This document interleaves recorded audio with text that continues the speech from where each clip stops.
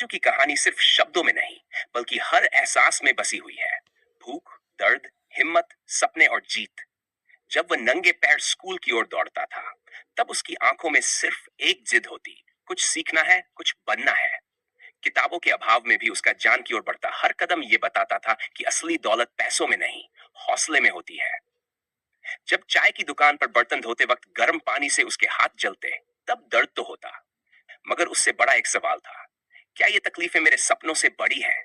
और जवाब हमेशा नहीं ही होता। जब पूरी बस्ती सो जाती, वह स्ट्रीट लाइट के नीचे ठिठुरते हाथों से पन्ने पलटता, तो ठंड महसूस होती, मगर उससे ज्यादा जलन उन तानों की होती। गरीब का बेटा पढ़कर क्या कर लेगा? फिर जब रिजल्ट आया और उसने पूरे जिले में टॉप किया, तब वही लोग जो कभी ताने मारते थे, आज उसे सिर पर बैठा रहे थे। मगर असली जंग तो अभी बाकी थी। इंजीनियरिंग की पढ़ाई के लिए पैसे कहां से लाए? उसने हार नहीं मानी, स्कॉलरशिप के लिए आवेदन किए, ट्यूशन पढ़ाया और रातों की नींद को अपने सपनों के लिए कुर्बान कर दिया। 4 साल बाद जब एक मल्टीनेशनल कंपनी ने उसे लाखों के पैकेज पर नौकरी दी, तब उसकी आंखों में बस एक ही तस्वीर थी, माँ पिता की थकी हुई मगर मुस्कुराती आंखें।